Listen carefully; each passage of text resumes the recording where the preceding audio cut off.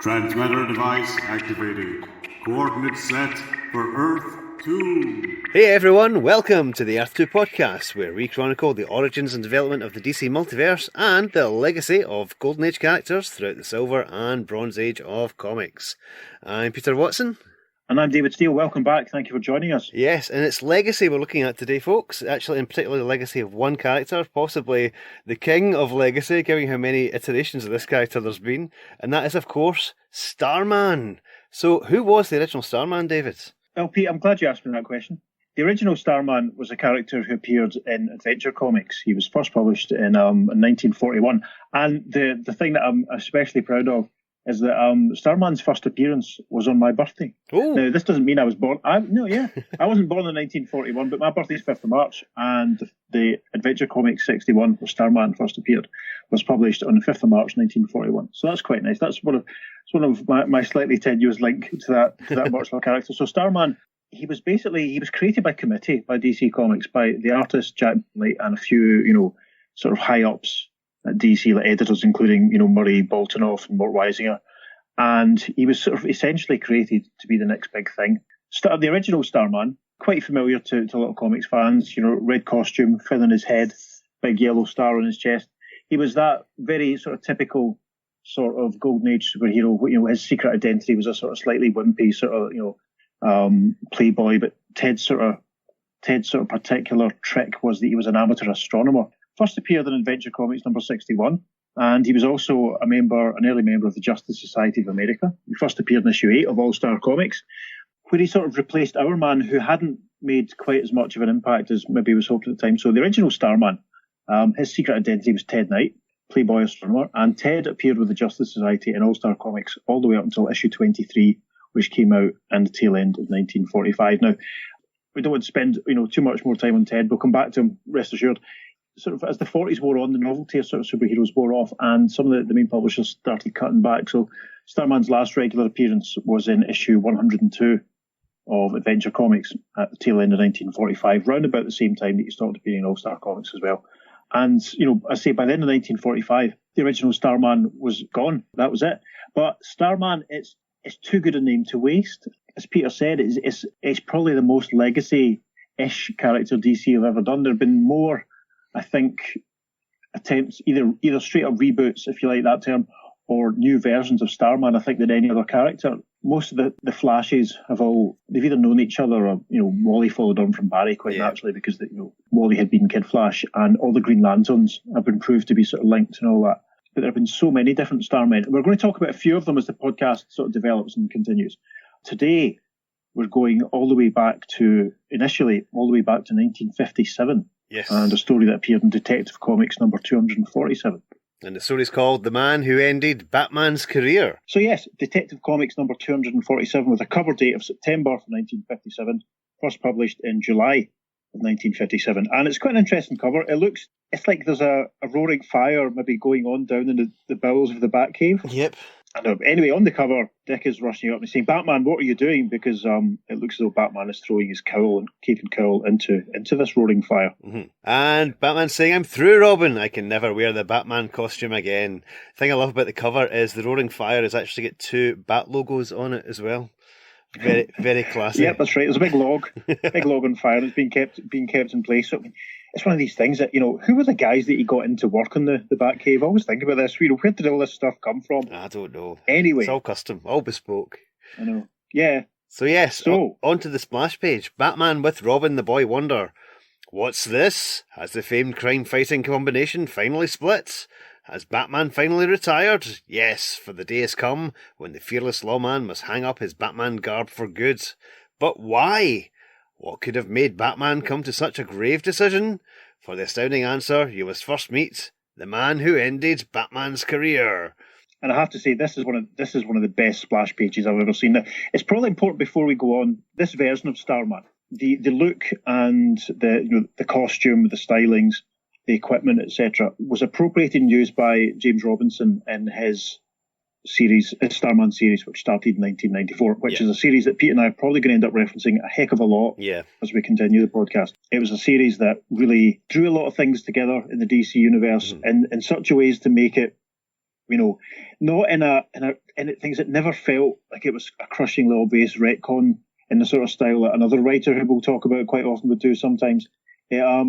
James Robinson took a really obscure Batman story, took the look and the costume, and created a whole new character. Now, most of the duration of the 1994 Starman series, there was a sort of mystery character who was basically known as the Starman of 1951. And what you got sort of drip-fed through the course of the series was that between Ted Knight retiring and, other Starmen sort of taking up the mantle later on, there'd been, for the single solitary year of 1951, there had been another Starman. Yeah. And Robinson retconned it so that this particular Starman used the costume and the outfit and equipment of the Starman we're going to see in this Detective comic story. Yes. So while this is a one-off version of Starman, as I say, he was sort of repurposed and used again nearly 40 years later, which is quite interesting. Yeah, absolutely. So the splash page here, we have a couple of suited and booted and striped and hatted goons, sort of with guns, the guns in their hand, and Robin is leaping down from, it's like a bit of a sort of flying saucer in a star shape. Yeah.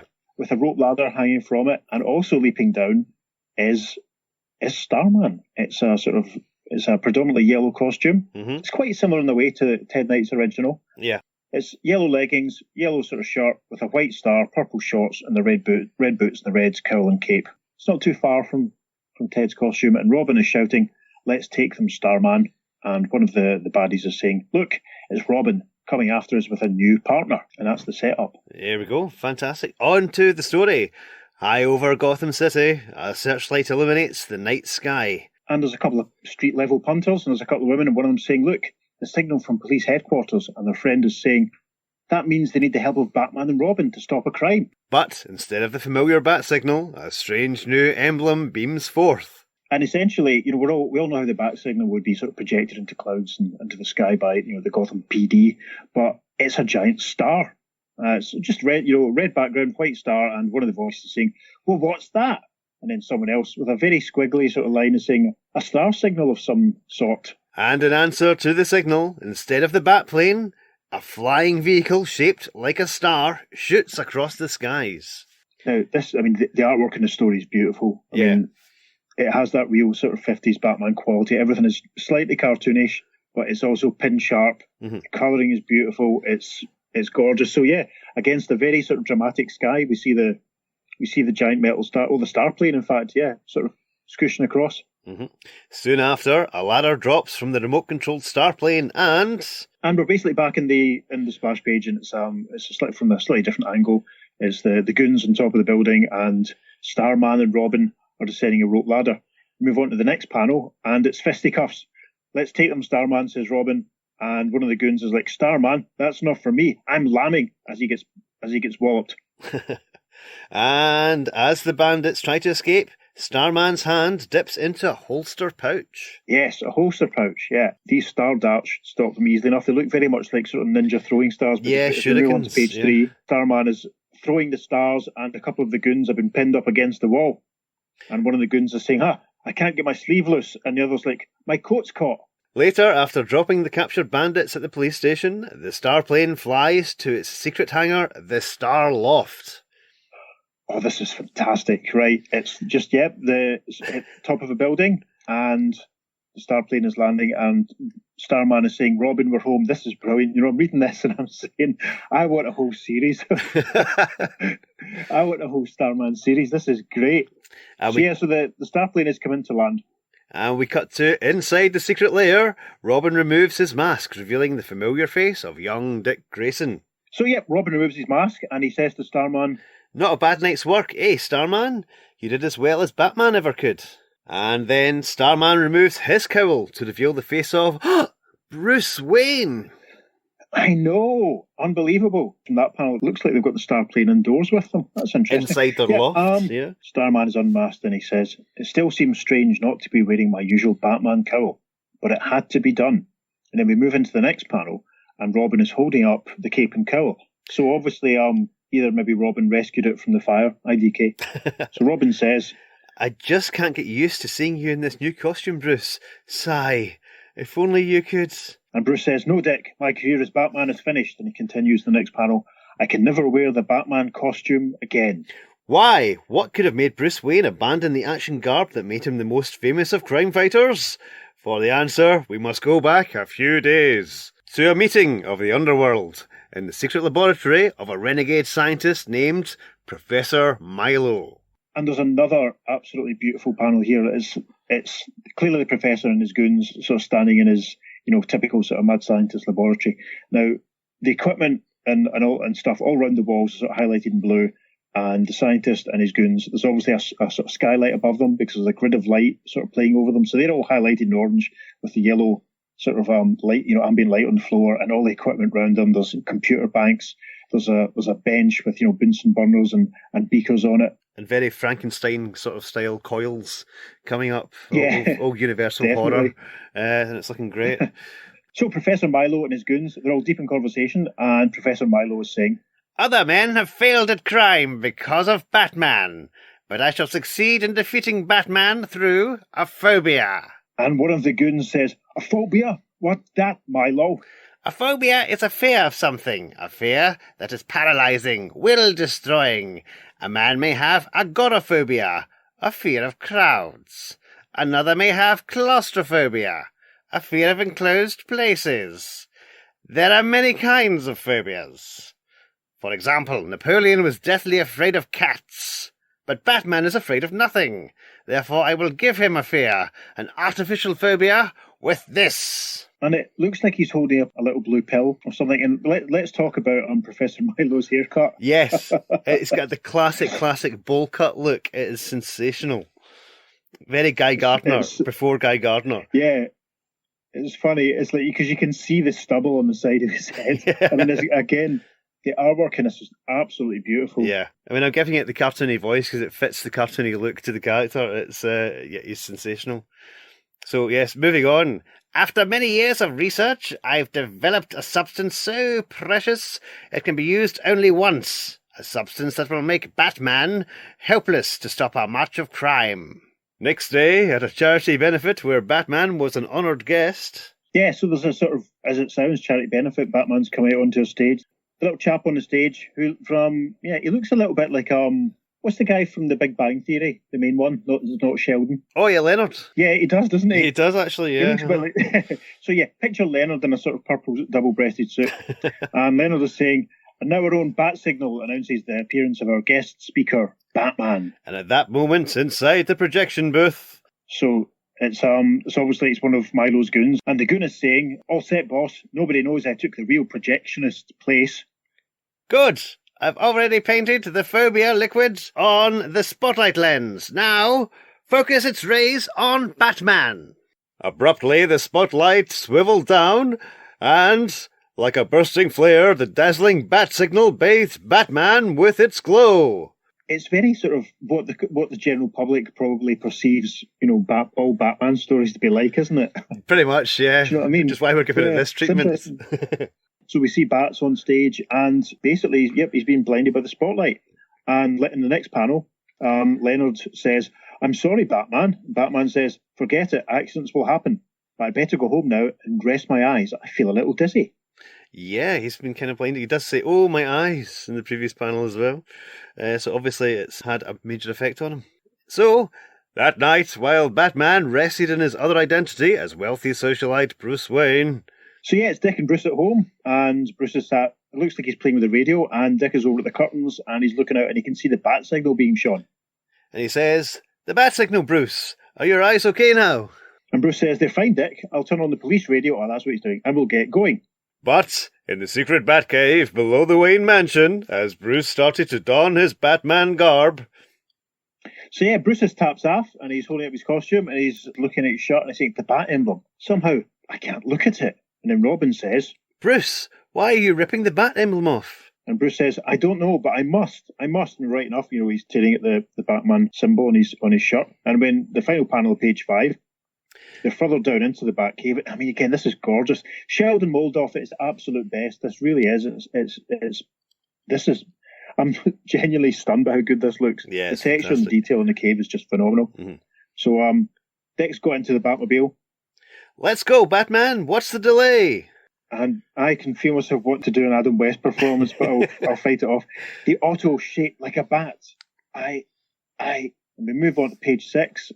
Robin, let's go on foot tonight. I mean, since the crime site isn't far from here anyhow. And Robin thinks, what's gotten into Batman? He's certainly acting funny tonight. Also, how near is this crime site? Aren't they like miles outside, Gotham City? And they're just going to run there, it's... But the time they get there and all that, I'm not sure. Again, they haven't actually told us. Yeah, again, it's very much like the 60s TV show. Admittedly, this is before it, and that they would do a bat run to wherever they had to go. If Del Boy and Rodney. Yeah, quite right. That's one for our international listeners there. I'm sure you'll get that reference. Yes. Shortly at the Gotham Art Museum. Yep, so it's inside the museum, and again, it's gorgeous. We can see some paintings on the walls and some pillars and stuff, and some goons carrying some paintings, and one of them shouts, Batman and Robin! That's our cue to scram as Batman and Robin run in. And Robin points out, they're heading for that back exit door. And Batman, with Batarang in hand, says, they'll never get through it. I'll hit the door with my Batarang and slam it shut. But suddenly, as Batman raised the Batarang for the throw... Yep, Bruce is obviously getting a fright from the Batarang as well, so he's like, oh! Before Batman could recover his poise, the bandits were gone. And we see Robin holding up the Batarang, saying, tough break, here's your... Batman, what's wrong? Bats is sort of, he's trying to cover his eyes. He's saying, the Batarang, take it away, please, take it away. We then cut to, and we should point out that all these panels have a nice little sort of ruffled sort of edge to them. They do, almost dreamlike. Denoting the flashback. Yeah, it's very cool. It's gorgeous. Yeah. So the final panel, page 6, is back at Professor Milo's laboratory. And one of the goons is saying, your phobia trick worked, Milo. Batman dropped the Batarang like a hot potato. And Milo responds, yes, I've given him an ironic phobia. I've made Batman afraid of bats. Over the page. The following night, as Batman and Robin again answered a police call. And it's the same goons again. And it's top of the building, and we see Batman and goons are saying, one of them saying, here they come again. And the other's like, what's the rush? We got nothing to worry about.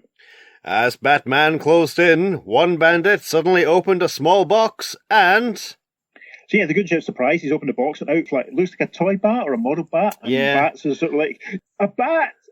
And he steps backwards towards the edge of the building, and he's totally freaking out, saying, get away from me, I can't stand it, get away. And Robin's surprised, like, what? And Bats is stepping back, and then he goes over the edge of the building. Oh no! Get it away, he says, help, I'm slipping. Again, this is phenomenal, this panel. The moon is sort of at the top, and Batman is sort of silhouetted against it, but then he's casting a massive shadow. The shadow of his cape is sprayed out over the building, and it looks phenomenal. Absolutely. So he falls over, Dick shouts to him, but it's too late, Bats has gone over. Robin then thinks to himself, only one way to catch him, that flagpole. Dick also jumps off the building because he spotted a flagpole halfway down. I should have mentioned that was in the first panel. We see Batman falling, and Dick obviously springs to try and get past him. He lands on the flagpole and reaches and catches Batman as Batman falls past. Fantastic. Yes.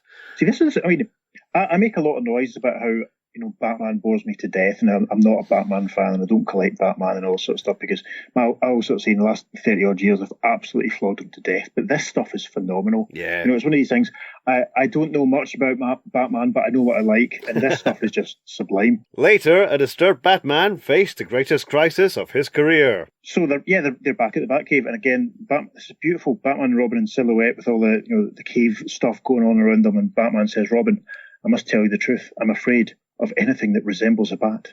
Someone has given me an artificial phobia. An artificial phobia? But how? Remember that accident at the charity show? It was no accident. Somehow, it made the emblem in the bat signal register on my subconscious mind, so that afterward I would be afraid of anything bat-shaped. Of course, that's why that crook released a live bat. He knew in advance you'd be frightened. Ah, right, so on top of the rooftop, it was a live bat that was in the box. Okay. Right, that's weird. Okay. And Batman continues, exactly. Somebody, some crime boss, intends to use bat scares against me whenever I try to interfere with his robberies. In the days that followed, Batman's phobia gave him many embarrassing moments. Yeah, so we see Batman in full costume on the street, obviously outside a greengrocer's, and there's a little boy, a little blonde kid in a striped t-shirt, and he says to Batman, hey Batman, like my new bat kite? And Batman says, get it away from me, get it away. Could that be Kite Man's son? I've no idea. Who's Kite Man? Kite Man. Never heard of him. Oh, Kite Man's awesome. Someone's going to write a story one day that's going to actually use this kid and saying that Batman being rude to him scarred him and turned him into a supervillain. It might actually be Kite Man's son, because Tom King did a lot with that in the more recent Batman run. Kite Man is an awesome character. He's not an awesome character, but he made him an awesome character. It was a fantastic storyline. Anyway, there we go. Tangent there, folks. Check out Tom King's Batman run. Right, moving on. It grew so acute that Batman actually became afraid of his own shadow. Yeah, in this panel we see Batman going, no, no, no, because there's a sort of bright light behind Batman. It's cast the Bat emblem shadow on the wall, and he's freaking right out. Thus, before long, the caped crime buster was forced into a terrible decision. So we see Batman and Robin visiting Commissioner Gordon, and Batman is saying, Commissioner Gordon, my Batman career is finished. Here it comes.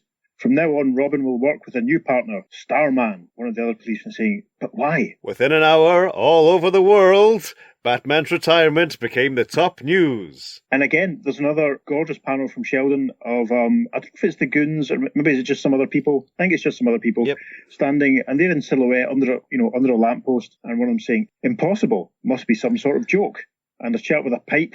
This is beautiful, this is so nice. He's saying, no, I heard that he cracked up, lost his nerve. And as we move on to page 9... And so it came about that Batman was forced to cloak himself in the new identity of Starman. And that little caption box has a nice little head and shoulders of the, let's just call him the 1951 costume Starman. And it's lovely. But now, after his first successful skirmish with the underworld, he is still a worried man.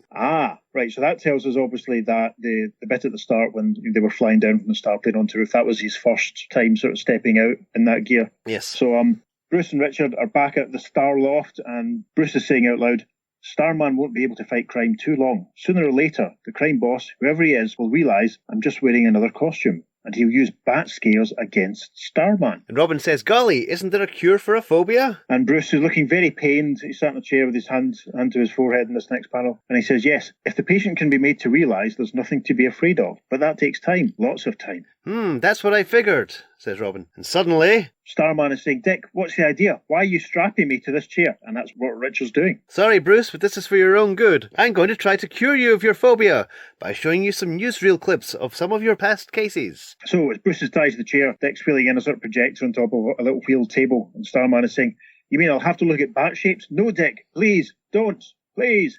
This is interesting because if this was an episode, all of the money that they've offset on the new costume and the new starplane and all that would be offset by the stock footage. True. They're going to fill the next minute or two with. Though close to tears, the boy purposefully deafens himself to his guardian's pleas. Remember this? Remember how the bat plane saved your life when you jumped to it from a burning skyscraper? And Bruce is saying, no, Dick, please, don't make me look at it anymore. The next panel, the sweat is pouring off Bruce's brow and Dick's crying and Dick says, gosh, Bruce, do you think I like hurting you this way? You, my best friend? I want to help you. You've got to look. And that is an amazing panel to take out of context. We're going to put this up in the socials. We have to, yes. Definitely. I want to put the entire story up in the socials. It's just beautiful. And then Bruce says, all right, Dick, I'll try. We move on to page 10. His lips a tight line, Bruce steels himself to watch the next clip. Batman can be seen sort of swinging down on a rope, and there's a goon firing his machine. Remember how the Batcape saved your life when you hung it over a stanchion and tricked a killer into firing at it? Right, that's that, obviously. And then in the next panel, it's a sort of cave setting, and there's a sort of caveman. We'll leave it to Robin to say what's happening. What about the time the bat flashlight threw the caveman off guard, just as he was about to club you? And Batman is thinking to himself, I must watch, I must. And we move on to another panel. And yeah, it's like a bridge has come down and the Batmobile sort of jumping the gap. And remember how the Batmobile's speed saved you from the collapsing bridge. Remember, Bruce? And Bruce says, yes, I remember. And then in the final little flashback, sort of Batman's funniest home videos, it looks like bats and someone else, and they're standing on top of a Aztec pyramid looking effort. Peter will probably be able to tell us who the baddie is that he's fighting. Can't quite tell from this, I'll be honest, it's quite small. You see how all these bat-shaped things helped you? There's nothing to be afraid of. How can you be afraid of things that help you? And Bruce is sat there and he's looking very, I mean, it looks, I don't know if it's just the way it's been drawn, it looks, maybe there's a hint of a tear crawling down his face, but he looks very stoic, very sort of like, very stoic, very, So we continue. But will Bruce be cured in time? For at this very moment, in Milo's laboratory... Yep, and it's back Milo and his goons, all square-jawed and cigarettes and bad haircuts, and the professor is saying, You fools! It's obvious Starman is only Batman in another costume. Bah! Try to trick me, will he? Well, I've got a bat scare planned that will finish Batman for good. Over the page... That same night, as bandits make off with a factory payroll. And it's some goons, and they're doing that, and one of them says, Here comes Starman and Robin, right on schedule. And the other one is saying, Wait till I fit this compressed air cartridge to this balloon. Will Starman get a surprise? An instant later, the disguised Batman recoils in fright as the balloon swells swiftly into a colossal form. Yeah, and that's basically what happens, and Starman shouts, A giant bat! And one of the goons is like, Ha! That'll scare him right out of his boots. But, getting a grip on his screaming nerves, the masked lawman leaps atop the blimp-sized bat, and... Give the balloon a hard push, Robin, and hop aboard. So we move on to the next panel, and Robin and Starman are now on top of the balloon, while one of the goons is shouting, Yay, look! He's riding the bat balloon! And another one says, Then Starman can't be Batman. Then the next panel is just sort of fisticuffs as they've jumped off, and Robin is punching one of the goons. The other two are getting away, and Starman says, They won't get far. I'll stop them with a starorang. Yay! Like a swift falling meteorite, the razor-edged starorang flashes at the floating blimp bat, slashing it. And Starman says, Looks like they're going to be trapped in their own trap as the balloon starts to deflate, and obviously it's going to fall down on top of the two guys. So we move on to the last page of the story. Soon after, Milo has an uninvited visitor. Starman bursts into the laboratory. Your men talked, Milo. And Milo thinks to himself, Starman, ha! I'll soon stop him. Swiftly, the cunning scientist holds up a paper cutout of a bat. Get back, Batman, or Starman, or whatever you want to call yourself. Get back. This is a bat, and you're afraid of bats, aren't you? And, he's holding up the bat. Starman looks at him, and then in the next panel 3 of page 12, it is brilliant. We'll put this on the socials because it's the detail on Professor Milo's stubbled head. Basically, Starman punches through the bat symbol, striking the professor on the jaw. In the next panel, he's taken off the Starman costume, and underneath it's Batman, and he says, You still think I'm afraid of bats, Milo? And Milo says, Gulp, a Batman costume under the Starman costume. And so, after turning Milo over to the police... And it's resolved back to the Batcave, and a nice, beautiful silhouetted shot of Batman and Robin, and Batman says, Thanks, Robin. I'll always be grateful for what you've done. Gosh, what are friends for, if not to help each other? Meanwhile, what has come over Milo as he sits in a jail cell? So we see a couple of policemen having a right laugh at Milo's expense. Professor Milo's in a cell, and there's I'm guessing, judging by what happened earlier on, it must be a real bat that's sort of buzzing around him and annoying him. Yeah. And he's saying, he's quite upset, the poor soul. Yeah, a bat! Get it away from me! And one of the policemen who looks an awful lot like a really square jaw Mickey Dolan says, This guy's suddenly afraid of bats. I wonder why. Wah, wah, wah, so wah. obviously Dick's attempt at therapy must have worked then. Yes. That was a cracker of a story. Absolute cracker. It was. I'm just stunned by the artwork, really. It was absolutely gorgeous. Yeah. Absolutely beautiful. So Sheldon, an absolute master. Interestingly, that's the last time we'll see that costume until the James Robinson, Tony Harris, Andrew Robinson Starman series of the 90s. Repurposed it as an all-new character. Yeah. And we'll probably talk about that a little bit later on. In case anyone who's listening has never read Starman, we don't want to spoil it at this point in the story. True. Do we? No, we're not going to spoil it. We'll basically find they revisit the character a little bit at various points. One of the final arcs of the James Robinson Starman deals with exploring who the Starman of 1951. He's a bit of a mystery man throughout. And one thing I remember actually from the early noughties on the old DC Comics message boards, there's a lot of speculation as to who the Starman of 1951 would be. I had a theory myself, which I won't share because I'm not going to say if it was right or wrong, But it was interesting. It was one of the great things I remember towards the end. It was like, who is the Starman of 1951? But it wasn't Bruce Wayne, in case you're wondering. No, definitely not. And this story has actually been reprinted a couple of times as well since. It's quite a popular story.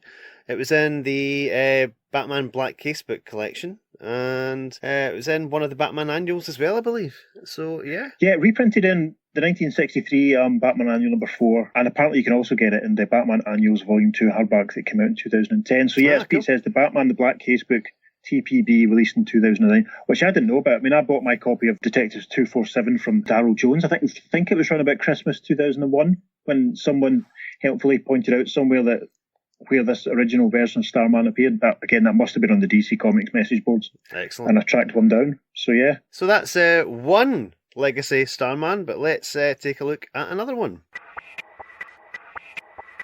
Right, so that's that for Detective Comics 247. I almost said Starman 247. Can you imagine 247 issues of the Starman in 1951? That would be amazing. You'd have loved jumping that. forward now to, I would. It'd be great. And I think I don't think that James Robinson probably would have used them if that had been the case. Maybe he might have used the next guy. And that's an excellent link for you there. So we're jumping forward to a comic that went on sale on the 25th of October 1960, cover dated December 1960. It's Detective Comics issue 286, and a story entitled The Doomed Batwoman. Now, the cover of this issue, it's like a weird sort of arena sort of setup sort of thing going on, and Batman and Robin are sort of standing looking aghast as Batwoman is sort of being struck, as Batman says, "Great Scott, Starman is escaping, and he's doomed Batwoman with that strange glow." And we see a guy in a fairly nondescript, sort of very light, sort of blue, sort of grey costume with a purple cape running away. Kathy's sort of standing in the middle, looks like she's just been blasted by light. Yeah, so this is another Starman, but unlike the last one, this Starman's a baddie. And also, unlike the last one, he's Star-Man. They've hyphenated his name. There we go. That's worth pointing out because all the other ones, it's all just run as one word. And even, I think, Starboy in the Legion of Superheroes, who's another character that James Robinson obviously managed to link into the rest of the other Starmen in his excellent series. He's just sort of one word, isn't he? No, he's two words, but there's no hyphen. Is he? Yeah. He's two, right, okay, right. So that's even better. Variations. Imagine that's what they just talked about. Although, while we're talking about him, he obviously was Starman in the Adult Legion stories. That's right. Yes. Yeah. And the Legion of Superheroes is a set of superheroes 1,000 years in the future.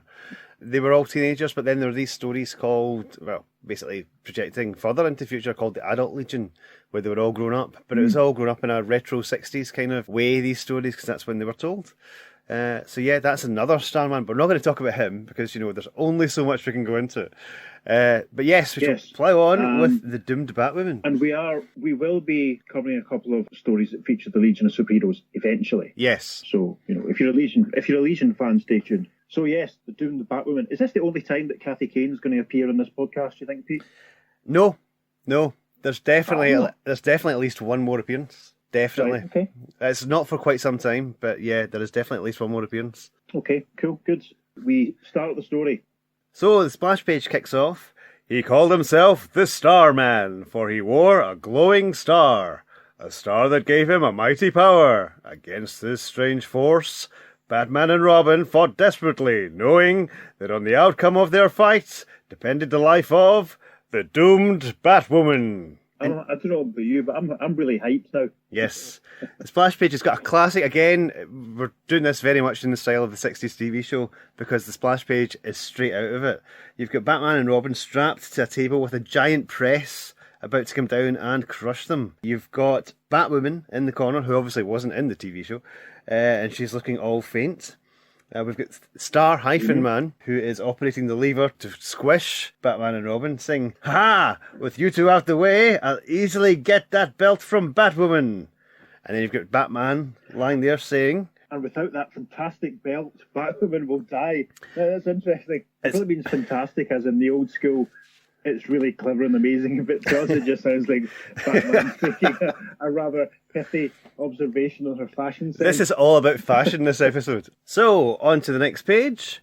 In the basement of their mansion, socialite Bruce Wayne and his ward Dick Grayson train their bodies to the peak of athletic perfection. Yeah, this is basically Bruce and Dick on their flying trapeze with a nice inverted sort of Batman logo silhouette behind them. Yeah, it's fantastic. Right, yeah. Black background, but you've got a big yellow kind of spotlight bat logo on them. It looks absolutely amazing. We'll put a picture of that up, I think, because it's just, as a panel alone, it's fantastic. Next panel. Later, the need for this training is revealed as they don their familiar garb. You've got Batman and Robin just getting ready, and Robin says, "Time for a patrol, eh, Batman?" "Right, Robin. I hope things are quiet tonight. I've got a date with Kathy Kane later this evening." And just for the record, of course, folks, Kathy Kane is the secret identity of Batwoman. On to the next panel, and they're dashing off in the Batmobile. But as they cruise the city streets in their famed Batmobile... And as a radio message comes over the Batmobile communications device, and a car's trouble reported at Gotham Museum, investigate, and Batman says, the museum is right around the corner, let's go. And we cut to inside the museum. Upon bursting into the trouble spots... And Bruce and Dick burst in, and it looks like basically we see the new Starman, and God, the costume is terrible, isn't it? And we see what looks like a sort of Sphinx, and there's a model Viking boat, and there's a nice stained glass window, and there's obviously a broken display case. And the Starman he's basically, it looks like he's sort of taking Hitler to task, frankly. Yeah, the guy has got definitely a bit of a Hitler tash. He's not Hitler, but you know. No, he's not Hitler. We'll stress that. So yeah, the new Starman, who we haven't met yet, he's gripping the jacket of the curator, and he's saying, "You're the curator here. You'd know. Where's the belt that used to be in this case? Tell me." And the curator replies, "In Carter's curio shop." As Batman and Robin run up, Batman says, "What's your interest in the belt, mister?" And Starman says, "So, Batman and Robin, eh? I'll make certain you don't interfere with the plans of the Starman."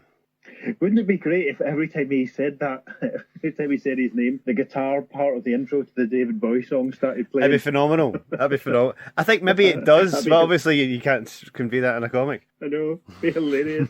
We should maybe edit it in now every time we say, giving you so much work, every time we say Starman. Anyway.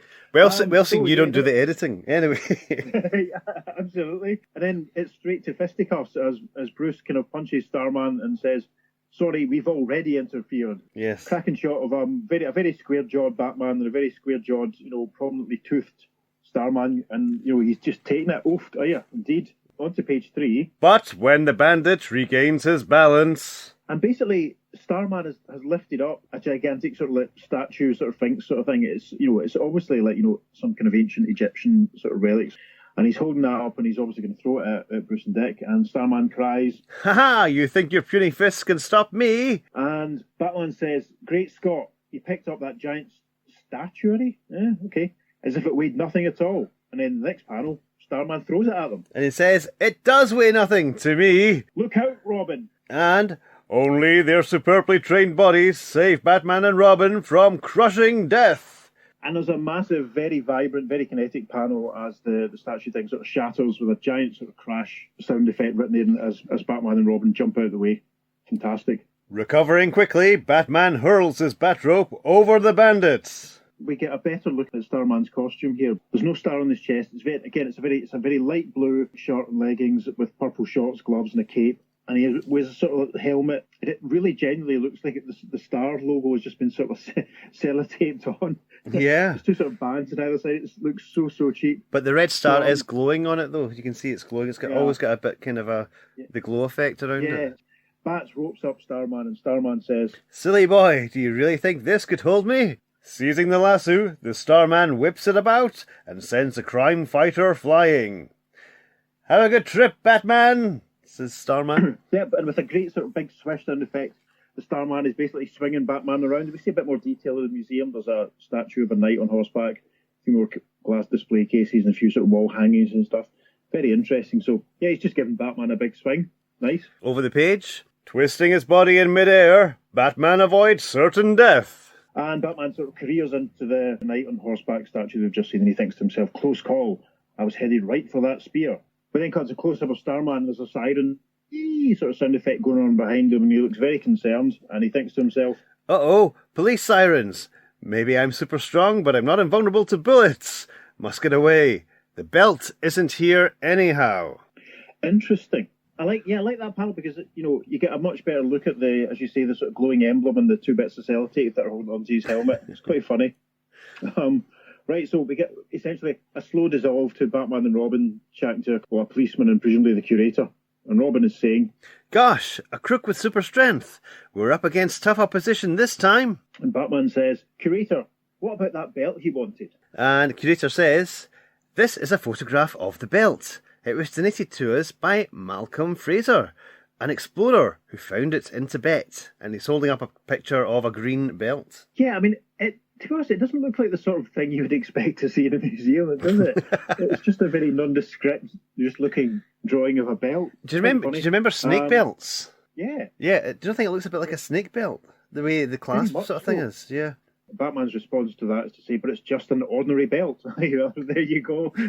Nothing at all unusual about it. And then the curator continues. Exactly, it had no real value, so the museum sold it, along with some other pieces, to the Carter Curio Shop. I told that to the costumed man. And Batman says, then that's where he must have gone. Maybe Robin and I can intercept him there.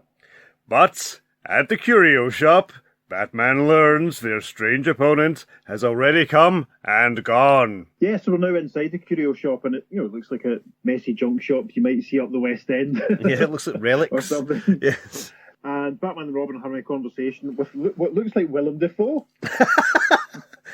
Pipe-smoking Willem Dafoe with glasses on. Yes, definitely. Yeah. So if that's what if you can picture that, with like sort of dark brown hair and a sort of brown suit, and so Batman is saying, well, Willem Dafoe, you say that you sold the belt yesterday to a woman. Did she leave a name? And William Dafoe lookalike man says, nope, no name. Can't remember her face either. She was a pretty girl, though. I told the other man the same thing. I can't do a Willem Dafoe impersonation. Willem Dafoe.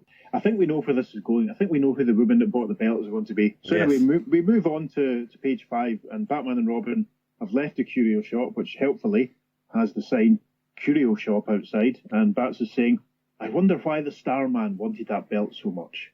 If only we knew which woman bought it. Indeed, if only you knew, Batman, that the purchaser, by fateful coincidence, was none other than Kathy Kane, secretly the Batwoman. Good grief. Right, so we now dissolve to Kathy Kane at home, and she's in her wardrobe and closet, or whatever you want to call it.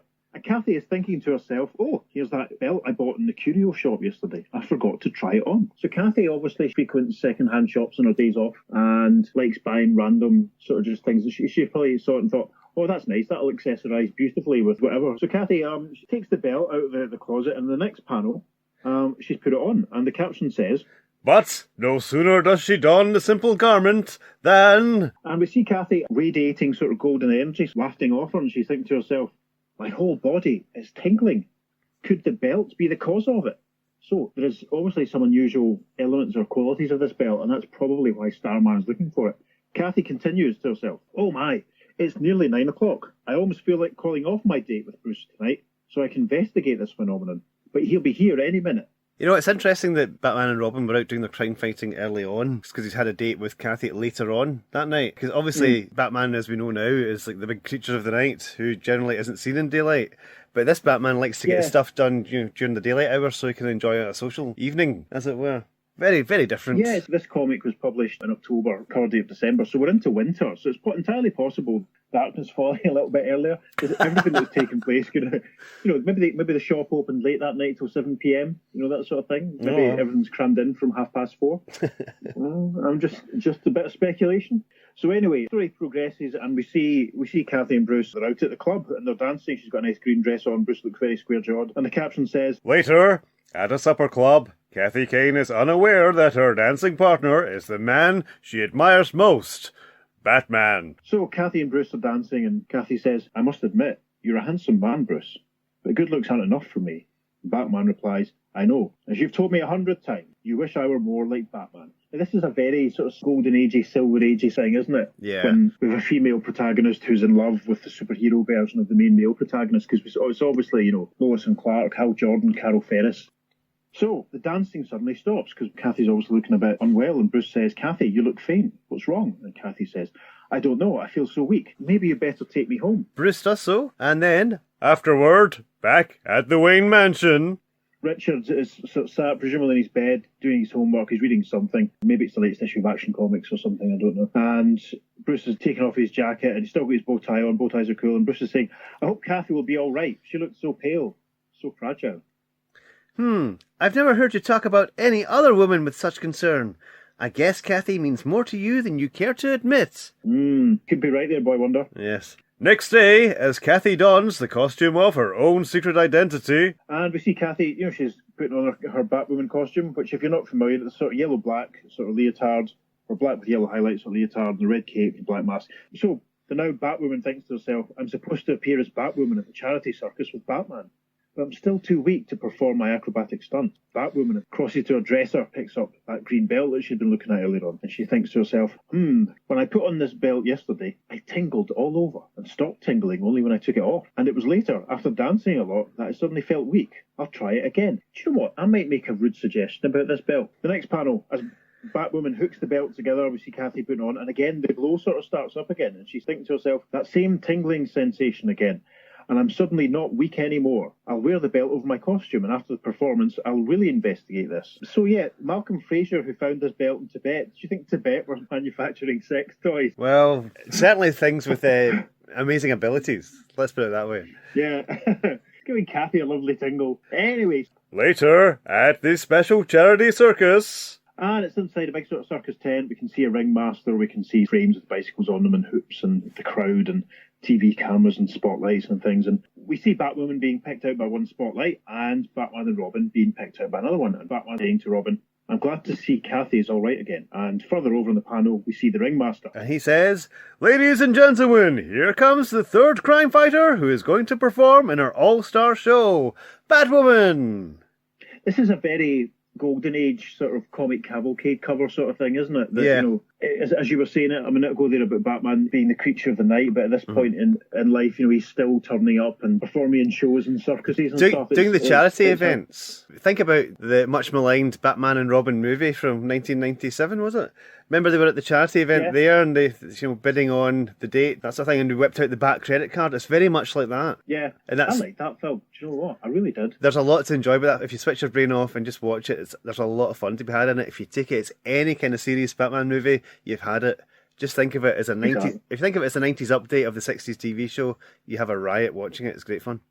Anyway, tangent. Absolutely, that's pretty much I remember how I felt at the time. I remember at the time enjoying it for those reasons, and also I remember really liking the one that Val Kilmer was in. It was a Batman Forever, because to me it had the perfect balance between what they'd done with Tim Burton, everyone's memories of the TV show, and the way the comics kind of were at the time. So I was kind of half reading Batman, so it's interesting. Batman movies. Tune in some other time when we talk about Batman movies in our Batman Movies podcast. So we move on to page 7. Yes, and Starman is watching Batwoman on television. Indeed, and as the caption says, but as TV cameras beam a close-up of Batwoman, Starman's thinking, what?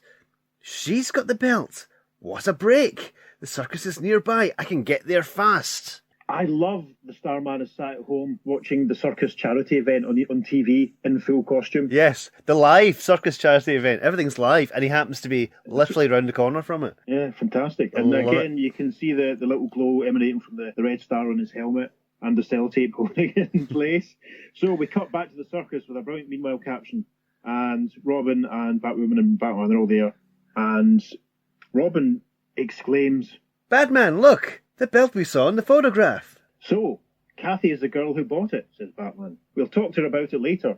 Right now we are scheduled to do our act. So Batman knows that Kathy Kane is Batwoman, but she doesn't know that Bruce Wayne is Batman, is that right? Yes. That's not very fair.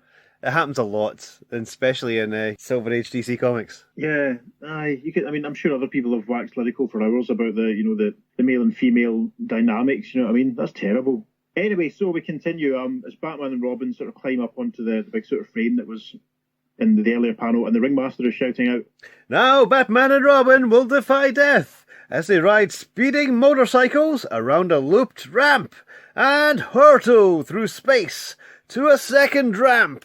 Indeed, and we have another gorgeous larger panel showing the inside of the circus tent. It must have taken ages to draw those little circles representing the crowd. And basically, Batman and Robin are doing a sort of loop-to-loop around a big hoop on the back of motorbikes, and the motorcycles roar to life. The death-defying ride begins when suddenly a costumed figure darts forward. And Batman exclaims, it's the Starman! And we see the Starman coming in, and he's picking up another part of it looks like the bit they're actually supposed to land on, and a couple of people in the crowd, and one of them saying, either that character is super strong, or that ramp's made of light balsa wood. And the woman standing next to him saying, it must be a gag, part of the act. But as we move on to page 8, we see, as Robin and Batman are still going round the loop, that Starman has thrown down the other part of the frame, and that's the part that they were supposed to land on. And Robin cries, "Without that other ramp, we'll crash, because we can't stop her right now." and Starman thinks to himself, "Here comes Batwoman, trying to stop me. Haha, exactly what I want her to do." because we see Kathy running in past one of the TV cameras, and she runs up towards Starman, and Starman thinks to himself, "I can sense that the glow of my star has suddenly faded, and my super strength is fading too. It started happening as soon as Batwoman got near me." that's very interesting. It's almost as if the effect of the belt that Batwoman is wearing cancels out the Starman's power. Interesting. And something equally strange happens to Batwoman. We get a nice close-up of Kathy, and she's with all that glow jaggling and radiating out of her, and she thinks to herself, my body glowing, and I'm unable to move. I'm in the grip of some terrible force that's making me vibrate like a tension spring. And then we cut back to Batman and Robin, and they're still up on the first part of the ramp. So there's obviously a lot of simultaneous action going on here.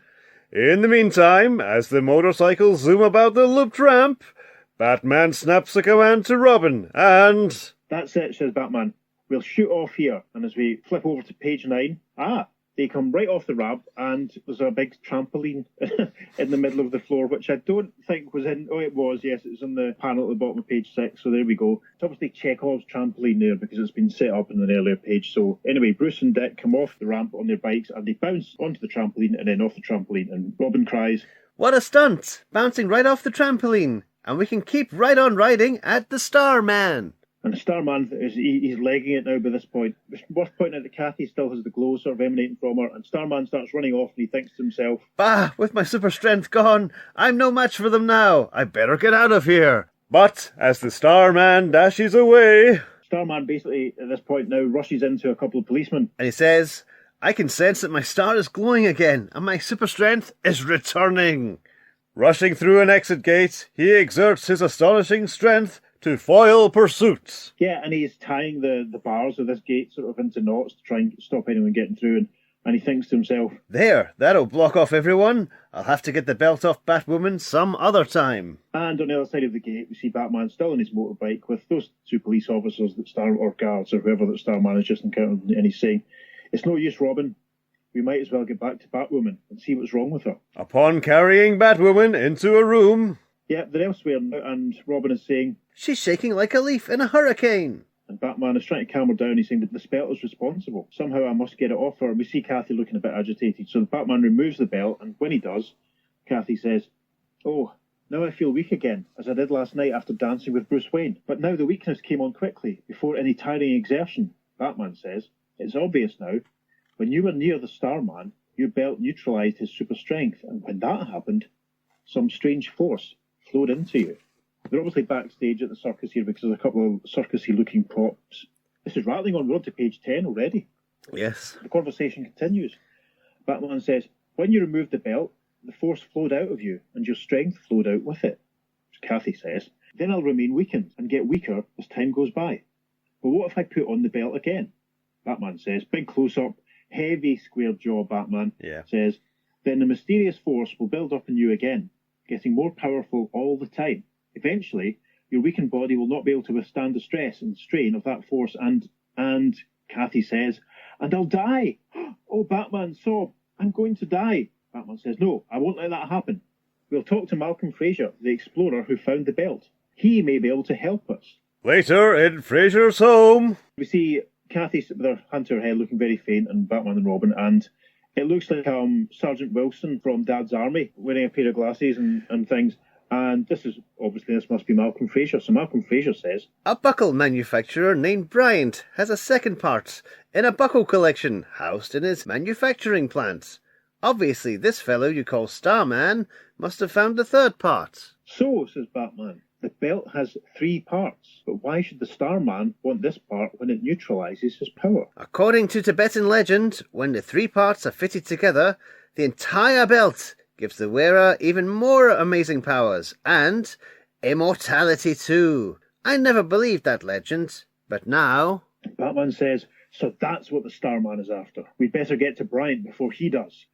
It's interesting where this is going. I'm now sort of extrapolating in my head all sorts of interesting ways that, this Starman could have been incorporated into the 1994 Starman continuity, Shortly outside Bryant's manufacturing plant. So yes, Batman, Robin, and Batwoman, and basically they're leaving Kathy in the Batmobile so that the men can go off and fix everything. And Batman says, "You'd better stay here, Batwoman. I want you to conserve your strength." But as the pair enters, Starman appears just sort of in a doorframe, and he punches out Batman and Robin, saying, "Haha, sorry, Batman, but I got here ahead of you and heard you and the brat come in." When the crime fighters regain consciousness, they find themselves bound to a great stamping machine. Yeah, so we're basically at where we were in the opening splash page. It's a stamping machine. We can see Batman and Robin sort of tied to this table type effort. And Starman's going into the sort of glass sort of display case, and he's saying, "I too just found out that Bryant had the belt's buckle, and here it is." "Bryant's belt's buckle." Say that 5 times fast. Right, Yeah. so the next panel, Starman says, "Now, let's see what happens when I put the star from my headband into the buckle." and we see him doing that's exactly what he's doing. And then we move on to the next panel, and the caption says, Abruptly, the Starman acquires a new power. and we see Starman like just floating off the ground. I'm not sure if he's flying or if he's jumping, but this is great. And he says to himself, Fantastic! Not only do I have super strength, but I can defy gravity too! Ha ha ha ha! he comes back down to the ground, and he says to Batman, And now, after I get rid of you two, I'll go after the belt Batwoman has and gain immortality! he's Omega. And then, or Rassilon, and then we hear a voice sort of calling from outside. A voice says, "Wait!" And then we see in the next panel the silhouette of Kathy. She runs into the room and she's saying, "Spare them, and I'll give you the belt." Batman cries, "Batwoman, no! Don't trust him. He'll take it from you." So Starman then leaps toward Batwoman. And says, Batman's right! With my anti-gravity power, one leap is all that I need to get my hands on that belt. Batwoman says, "That's what I figured you'd do." Instantly, Batwoman snaps the belt around herself, so that... So we can see Kathy fastening the belt into position, and the Starman falls to the ground, and the radiation sort of light is coming off her again, and she says, "I knew that once he got within range, my belt would neutralise his powers, so he'd drop to the floor and knock himself out." Batman and Robin are obviously still tied to the table. Batman says, "But the Starman's only dazed. As long as he's semi-conscious, Batwoman doesn't dare take off the belt." Robin says, Yet, the longer she wears the belt, the more strain there will be on her body, and the closer she'll be to death. So let's take a second to recap this. Yeah, so the star gives him strength, and the star with the buckle lets him sort of hop around. And then the belt has this sort of super strength enhancing sort of thing, but it's dangerous for the user, or is it just because it's not being used? It's because, with the other two parts? Yeah, it has to be all complete for it to happen and also gain immortality. Interesting, right. So Kathy is standing over the Starman and can see Starman recovering, and Robin says, Look, Batman, now the Starman is crawling to Batwoman. He's trying to get that belt. A Batwoman can't move while she's in the grip of its strange force. And Batman says, "Batwoman deliberately risked her own life in order to save ours. We must help her, as she helped us." And then there's a really, really dodgy panel of Batman and Robin's legs as they're on this table, and they're obviously fidgeting. And Batman is saying, "Yes, if I can work this boot off before Starman gets too close to Batwoman." So we then cut to, Starman and Batwoman getting closer. He's, getting closer to her, but the radiation is still sort of coming off her. And the caption says, Frantically, Batman pushes at his boots. The Starman crawls closer, ever closer. And then... At last, Batman manages to loosen his boot and then kicks hard. So Batman's boot flies up and there's an overhead light and it hits it and with a great smash sound effect. And Batman is saying, "Now, if I can catch a falling sliver of glass with my feet and flip it toward my hands, I can cut these ropes quickly." That's enormous skill, really, isn't it? It is. It's classic 60s TV Batman maneuver. Yeah. And the next caption reads, on crawls the grim Starman, but just as he reaches for the belt... Batman has got free and just jumps him from behind. "This is as far as you go. Your next stop is the state penitentiary." Moments later, Batman fits the belt parts together, and... Yeah, so you see Robin securing Starman's wrist, tying him up in the background, and Kathy's saying, "The vibration and mysterious force gone. Now I have the powers and the immortality that the Starman sought." Batman says, "Only while you wear the belt. Once you remove it, you'll be yourself again." And in the final panel of the story, Kathy is holding up the belt and she says, "Then that's just what I'll do. It's far too dangerous for a mortal to possess. We must destroy this belt." Batman says, Yes, Batwoman. And with it, we'll destroy the motive that can drive people like the Starman to crime. The end. Well then, so... Really interesting story. This is the one and only appearance of the Starman. We never see him without his mask on. We don't know what his name is. We don't know anything about his origin. We know absolutely nothing about this character. It's a bit of a blank slate, and as I might have said already, I had no idea that this version of Starman existed up until very recently. Peter and I were doing our researches, and we were discussing doing the Detective Comics 247 story, and Pete said, there's this other Starman, Detective 286. And, I can imagine James Robinson getting 3 or 4 issues out of this. Definitely, Jack goes to Tibet for some reason, or Jack learns about the belt wasn't destroyed, and has to go to Tibet. And Jack Knight, of course, being the Starman of the James Robinson, who's the hero of the 1994 series, which we will keep mentioning occasionally. Jack would have maybe gone to Tibet, discovered that the belt operated or was powered by a similar source to power the gravity rod, all that sort of stuff. That doesn't that seem like an obvious sort of thing? I wonder if James Robinson knew about this story. I don't think he did, and I also think he would have used it because he referenced so much other stuff. It's really weird if he just missed this one out. So I think maybe because it is a one-off character that no one really knows about, unless, you're us, then, it's really kind of weird. Especially when he did the 1957 story from 247, when he used that character and then, revamped him as the Starman in 1951. It's so weird that he did that and didn't use this. And the 1951 Starman is absolutely seeded, all the way through the Robinson run. And it's interesting because, as you say, that we don't see this version of Starman without his mask. We've no indication of who he is or what his motivation is or how he learned about the belt. It's obvious that he called himself Starman because he had the star element of the belt, and that's what, gave him the idea. So should there maybe have 2 or 3 panels that flash back to, so there's definite potential there. The interesting thing about the belt is it reminded me completely of the Cosmic Converter belt that the original Starman made for the Star Spangled Kid back in the Bronze Age. Well, forward in the Bronze Age from this point. But it's very reminiscent of that. Admittedly, slightly different powers, but the same idea of, the star-based character getting powers from a belt. I think it's just a coincidence, to be honest. I don't think there's any connection there. But it's just a really interesting take. Yeah, we'll get to the issues of All Star Comics when Starman and Star Spangled Kid, when the belt gets produced. We'll get to those eventually. But it's interesting. I wonder if whoever wrote that issue of All Star Comics had this issue of Detective Comics in mind, or was maybe influenced by it. We'll never know. Was it Jerry Conway? Someone? I'm not sure. He did a lot of them then. I don't know, but yeah, he did a lot of them then. It might have been him. But it's interesting. There's a definite similarity. Power from the belt and all. It's very interesting. Yes. So yeah, that's a couple of other DC Starmen that have no real. Well, one of them was subsequently given a connection to the mainstream continuity. So another thing that sort of emerged in our researches is that there was another Starman altogether, wasn't there, Pete? There was indeed, yes. A bit more recent than that. This Starman was created in 1982. 1982. Right. What were the circumstances of the creation of this other Starman, Peter? Well, this was a 10-year-old who created Starman as a villain who could defeat the Fantastic Four.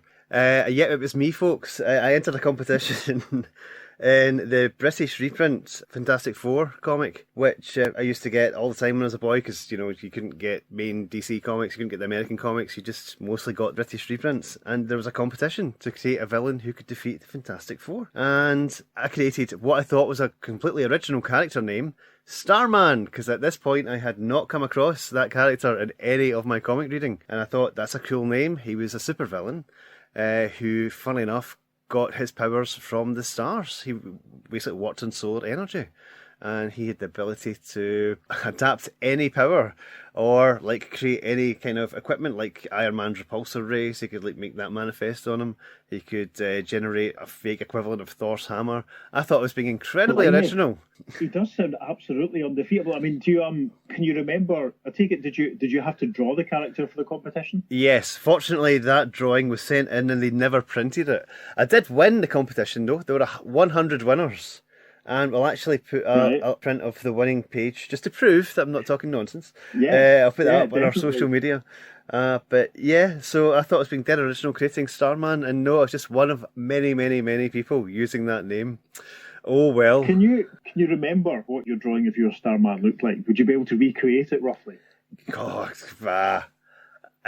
Come on, you must be able to, you know. Okay. Do you want me to draw one and we'll put it in the social media? Yeah. Recreated from memory. Of course. Why not? All right, okay. Challenge accepted. Yeah, just from the best you can remember. But there's also another story that you have that ties into this, isn't there? Yeah, there is. So, you will love this, folks. This is the most Peter Watson story ever. As I said, there were 100 winners, and all the names and like towns and places they came from were printed in a particular issue of the Fantastic Four. I actually rediscovered this issue when I was clearing out back in the mid-90s, and at the time I worked in a bank in Dalmuir, just outside Clydebank, outside Glasgow, and I had noticed that one of the characters was created by someone who lived in Dalmuir. And pretty much a couple of days after I'd dug out this issue and reread it, this woman came into the bank. I had never seen her before, that's fine. She came up to the counter and she handed over her card, as you do. I looked down at the card. Name in the card said Yvonne Robb. I looked at her. I looked down at the card again and I said, "Are you the Yvonne Robb that created Mystica as a supervillain to defeat the Fantastic Four?" And she kind of looked at me. And there's a big long pause. And she said, "Yeah, I think so." And I said, "Oh, I'm Peter Watson. I created Starman." Amazing. And she went, "All right, okay. Can I have £10, please?" Amazing. And you've been married now for how long? Not at all. So, yeah, Yvonne, if you're listening, sorry for bringing up that story. Yeah, I never saw her again, folks. No. No, Yvonne actually, she cancelled her account and moved her banking needs to another institution, probably. I had, that's a brilliant. I remember it reminds me of the time. It was completely unrelated. No, but I remember very soon when I started after I started in HMV, I served a customer and the initial on his card was J and his surname was Garrick. Oh, excellent! And I was like, oh, so cool. But that's brilliant. I love that level of coincidence, that moments that literally a day after you'd read down the list and gone, all right, it's okay. Because Pete's going to put the full list on our socials, and you'll be able to see there's quite a lot of people from around the Glasgow area. Yeah, quite a lot of Clydebank, there's Dalmuir, there's Glasgow, there's, all sorts of places. That's quite fun. I love that. Yeah, exciting. So absolutely. So there we are. So that kind of wraps up a discussion of Starman, the Silver Age Starmen. So, but we'd love to hear what you thought about these stories, and indeed about my weird approach to talking to people. So please get in touch with us. You can email us at the earth2podcast@gmail.com. You can follow us on Facebook and Instagram at the Earth2 Podcast. It's the number 2 for all our social media as well, folks. And on Twitter, you can get us at podcast_Earth2. And don't forget, if you've enjoyed our show, then please subscribe to us so you won't miss future episodes. We are pretty much everywhere now. We're in Podbean, iTunes, Spotify, even YouTube. Give us a rating, follow us, subscribe so you don't miss any of these future, possibly stalkerish sounding shows. Awesome. And please give us any feedback you have. Or if you have a favourite Starman out of all of them, let us know. Thanks for joining us on our journey, and we'll talk to you next time on the Earth2 Podcast. Transmatter cube activated. Return coordinates set for Earth Prime.